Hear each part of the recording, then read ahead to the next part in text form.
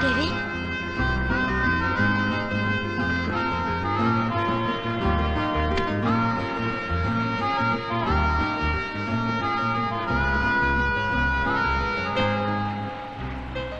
Julie, இனிமே நம்ம 2 பேரும் அனாதை இல்லை. உனக்காக நானும் எனக்காக நீயும் வாழ போறோம். ஒரு குட் நியூஸ், அடுத்த வாரமே நம்ம 2 பேருக்கும் கல்யாணம். டேவிட், உங்களை பிரிஞ்சு 1 மாசம் இருக்க போறேங்கிற சோகமான செய்தி சொல்ல வந்த எனக்கு இப்ப சந்தோஷத்துல என்ன சொல்றதுன்னு தெரியல. டேவிட், என்னை விட்டு 1 மாசம் பிரிஞ்சு இருக்க போறியா? என்ன சொல்ற? நம்ம நாட்டு எல்லையில எதிர்நாட்டு ராணுவ தாக்குதலால பாதிக்கப்பட்ட எல்லா கிராமங்களுக்கும் சோஷியல் சர்வீஸ் பண்றதுக்காக அனாதை இல்லத்திலிருந்து எல்லாருமே போனோமா. திரும்பி வரதுக்கு 1 மாசம் ஆகும். ஹாஸ்டல்ல இருக்கிற எல்லாருமே போய்தான் ஆகணுமா? ஆமா டேவிட். ஜூலி, நம்ம கல்யாணத்துக்கு வரப்போற சொந்தம் பந்தம் சுற்றம் எல்லாமே உன் கூட இருக்கிற பொண்ணுங்களும் சுப்பையாவும் தான். அவங்க இல்லாம இந்த கல்யாணம் நிச்சயமா நடக்கக்கூடாது. அதனால நீ திரும்பி வந்ததுக்கு அப்புறம் கல்யாணத்தை வச்சுக்கோ. டேவிட், உங்களை பிரியறது நினைச்சா ரொம்ப பயமா இருக்கு. ஜூலி, ஏன் பயப்படுற? நம்மளை நிரந்தரமா பிரிக்க முடியும்னா அது மரணத்தால தான் முடியும். அந்த மரணம் கூட நமக்கு சேர்ந்துதான் வரும். நான் திரும்பி வர வரைக்கும் எப்போ என் நினைப்பு உங்களுக்கு இருக்கணும். இந்த மோதிரத்தை உங்க விரலை விட்டு கழட்டவே கூடாது. ஆமா, உங்க நினைவை என்ன தர போறீங்க? என்னவா?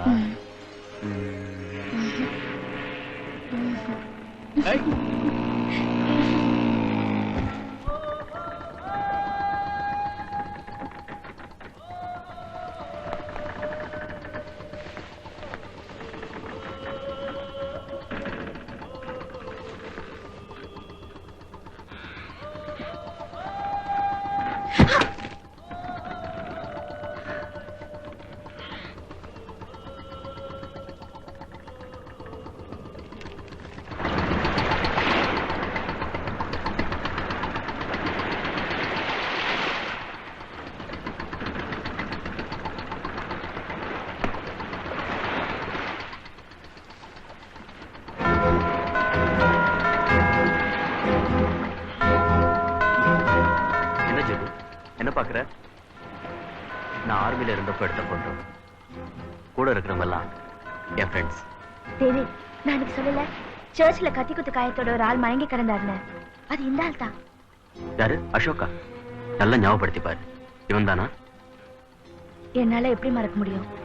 அந்த ரத்தம், அந்த முனகல், ஆம்புலன்ஸ் சத்தம், போலீஸ் வந்தது, டாக்டர் சந்திரலேகான படிச்சது.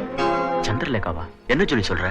போலீஸ் வந்து அசோக்கோட பேக்ல இருந்து போட்டோ எடுத்து அதுக்கு பின்னாடி இருந்த டாக்டர் சந்திரலேகாவோட அட்ரஸ் படிச்சாங்க. இப்பதான் எனக்கு எல்லாமே புரியுது. இன்னைக்கு கிரவுண்ட்ல டாக்டர் சந்திரலேகாவை பார்க்க கூடாதுன்னு என்ன தடுத்தவங்க தான் அசோக்கை குத்தி இருக்கணும். டாக்டர் சந்திரலேகாவை பார்த்தா எல்லாமே புரியும் நினைக்கிறேன்.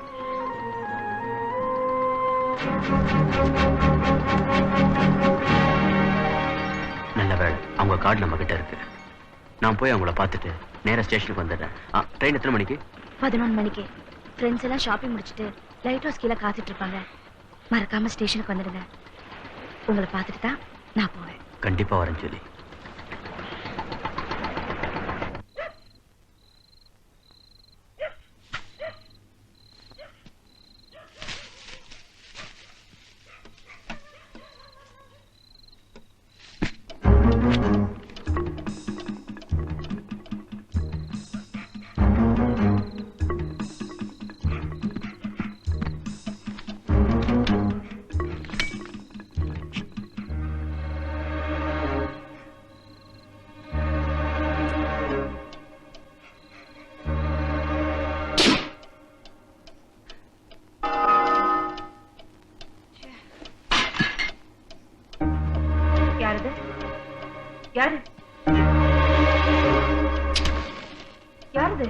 IC 181 major David Kumar.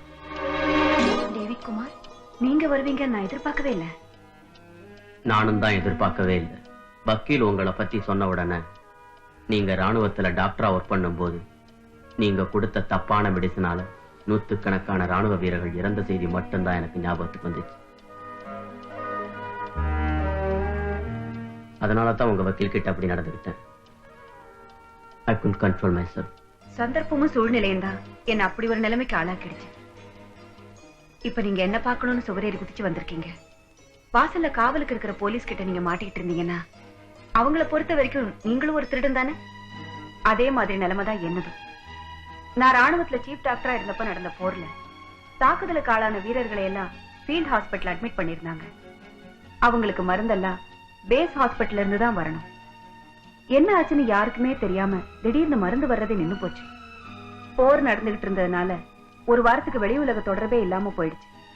பாதிக்கப்பட்ட வீரர்களை எல்லாம் எப்படியாவது காப்பாத்தணுமேங்கிறதுக்காக நான் தான் என் அதிகாரத்தை பயன்படுத்தி ஒரு தனியார் கம்பெனில இருந்து எல்லா மருந்தையும் வரவழைச்சேன். ஆனா அந்த கம்பெனியை சேர்ந்தவங்க அனுப்புன மருந்துல மோசடி பண்ணி என் வாழ்க்கையோட விளையாடிட்டாங்க. நடந்த உண்மையை என்னால நிரூபிக்க முடியல. என்ன பண்றது? மனசாட்சிய ஒரு சாட்சியா யாருமே ஏத்துக்கிறது இல்லையே. வக்கீல் உங்ககிட்ட சொன்ன மாதிரி என் ஒரே மக எதிரிடைய நாட்டுல கைதியா இருக்கும் போது நானும் இங்க கைதியாயிட்டேன். என் சோகத்தை சொல்லி அழ எனக்கு யாரும் இல்ல. நீங்க சொல்றத வச்சு பாக்குறப்ப உங்களுக்கு எதிராக ஒரு பெரிய கூட்டமே சதி செஞ்சிருக்குன்னு எனக்கு தோணுது. சோ உங்க மேல எந்தவித தப்பும் இருக்க முடியாதுங்கிறத இப்ப நான் புரிஞ்சுக்கிட்டேன். உங்க பையனை எப்படியாவது அந்த ஜெயில இருந்து காப்பாத்தணுங்கிற முடிவுக்கு நான் வந்துட்டேன். இந்த முடிவு உங்களுக்காக மட்டும் இல்ல, உண்மையான குற்றவாளிகளை கண்டுபிடிக்கிறதுக்காகவும் தான். நான் இன்னைக்கே கிளம்புறேன்.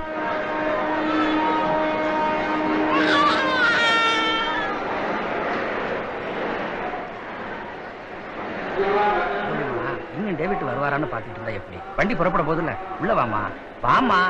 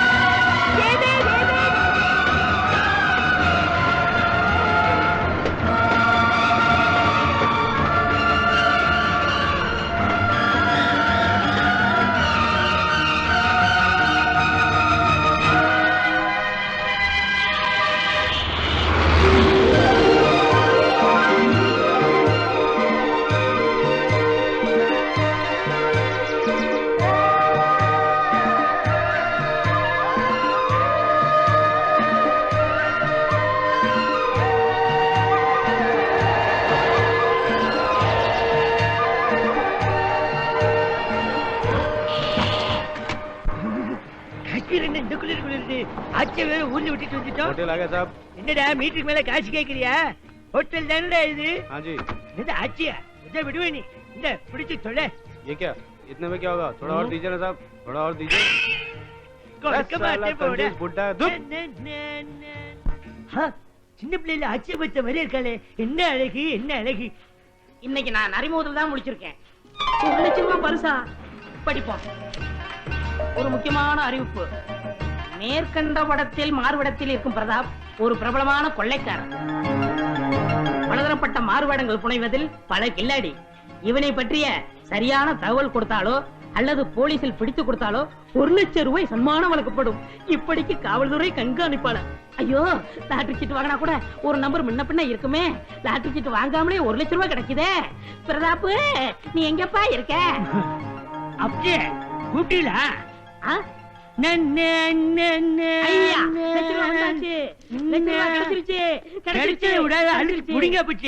அவனுக்கு தமிழ? ஆமா, நான் தமிழன் தான். என் பேரு மணி. நானும் தமிழ் தான். உங்க குரல் கேட்டது கூப்பிட்ட மாதிரி இருந்துச்சா வந்துட்டேன். ஓ அப்படியா? நான் என்னமோன்னு நினைச்சேன். ஆமா, நீங்க செட்டியார் தானே? ஆமா. தமிழ்நாடு தானே? ஆமா. காரைக்குடி தானே நம்ம பூர்வீகமே. தமிழ் பேசுறீங்கல்ல? எப்படி பிடிச்சீங்க? அறிவிலதான். ஐயோ, உங்களை செட்டியார்னு கண்டுபிடிச்ச மாதிரி இந்த பிரதாப்பையும் கண்டுபிடிச்சு கொடுத்தானா எனக்கு 1 லட்சம் ரூபாய் கிடைக்குமே. ஆமா, நொடிக்கு 1 ரூபா பிட்டாப்பு பிட்டாப்புன்றே. யார் இந்த பிட்டாப்பு? இவன் பயங்கரமான கொள்ளைக்காரன். ஐயோ, இவனை கண்டுபிடிச்சு கொடுத்தா போலீஸ்ல 1 லட்சம் ரூபாய் கொடுப்பாங்க. கவலையே விடாதீங்க. உங்க முகத்தை பார்த்தாலே அறிவுக்களை தாண்டவ மாறிதாக்கும். நான் தமிழ் பேசுவேன், நீங்க கண்டுபிடிச்சு போய் நினைச்சேன். நீங்க தான் பிரதாபையும் கண்டுபிடிச்சு லட்சாதிபதியாக போறீங்க. ஐயா, ஆனா ரூணா காணா மூணா என்னை ஆசீர்வாதம் பண்ணுங்க. இந்திரிங்க லட்சாதிபதி. அடிக்கடி சொல்லாதீங்க, புல்ல இருக்குது. ஆமா செட்டியாரே, என்ன இந்த பக்கம்? அதாவது அப்படி வயசாயிடுச்சுல, அமர்நாத், பத்ரிநாத், கேதாரிநாத் போலன்னு வந்தேன். காட்டூலியா போடுமாவே. காரைக்குடியில அடிக்கடி காணாம போடுவாக்கும். அதான் ஹோட்டல்ல ரூம் எடுத்து கைடு இருக்காங்களான்னு பாக்கலான்னு வந்தேன். கொஞ்ச இடத்துல லட்சாதிபதி பார்த்துட்டேன். ஐயோ, மறுபடியும் சொல்லாதீங்க, புல்ல இருக்குது. ஜாஸ்தி. ஏய் பேரர், இதராவ் क्या है? Guide list Lav. செட்டியாரே, ஏகப்பட்ட கைடு இருக்காங்க. எது வேணாலும் செலக்ஷன் பண்ணிக்கங்க. போடா. இதுல நம்ம தமிழ்நாட்டு பொண்ணுங்களும் இருக்காங்க. நம்ம நாட்டு எல்லை வரைக்கும் கொண்டு போய் கட்டுவாங்க. மாறிடுச்சா? கம்போதியாக்கும். என்னது அச்சு மாதிரியே இருக்காளே. கீதா. ஓகே.